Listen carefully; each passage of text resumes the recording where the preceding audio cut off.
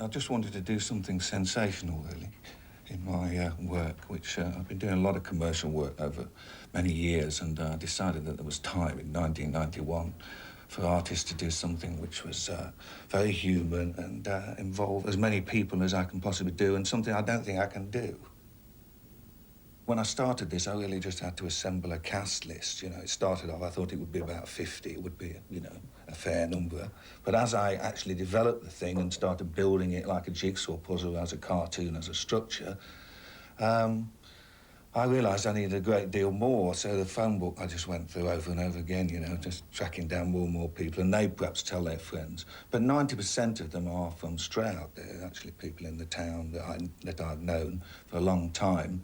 I started with original photographs of each individual character as they would arrive, and placed them in the garden on various levels, which were then turned into black and white photocopies, which were cut out, scaled, pasted down on this board, and that made one piece. But having reached that stage, I then decided, you know, this was not... It was a working enough piece in itself, but it wasn't complete. So then I went on to do a huge pencil drawing, which is, you know, rebuilding everybody, using different perspectives. Some of the people I kept in the same position, some people were turned around, used mirror images, but making hands and legs and arms really as if it was physically happening. From that stage, the drawing was then transferred onto a huge linen panel, which is 10 foot by 5, and then we began painting. That's absolutely fabulous, isn't it? Boy, I look dead miserable there. There's hardly a soul missing in Stroud, I don't think, on this one. It's a community painting. I would feel slightly overawed if I didn't know the people involved, but the majority of the people I know, and I just see it as a terrific community painting, and I think it's wonderful. On the one hand, we've got this great organic, amorphous mass of people, and yet our individuality is there, and so that each one of us can be the focus of the painting in whichever direction you look, and I find that really intriguing. I feel very honoured to be in the painting. I've lived in Stroud, well, 46 years. If I didn't think I've ever been a painting of Stroud. The Stroud characters, anyway.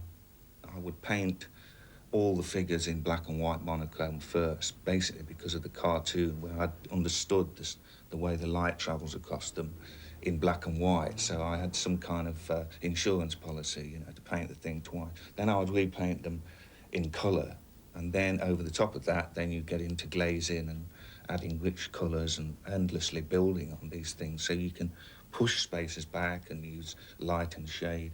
And it really can go on as much as you want. You just sometimes have to say that enough is enough, you know.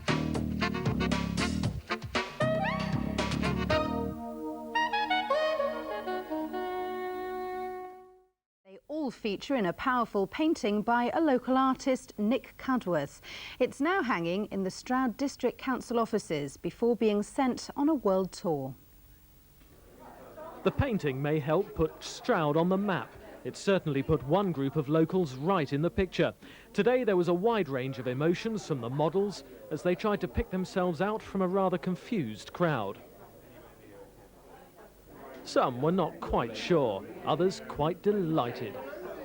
But then they all had volunteered. This model was smiling, even though her likeness had a rather sombre look. It was a very difficult and traumatic time for me, and I think Nick's captured that really well. They'd all posed separately, but that turned out to be almost as uncomfortable as it looks.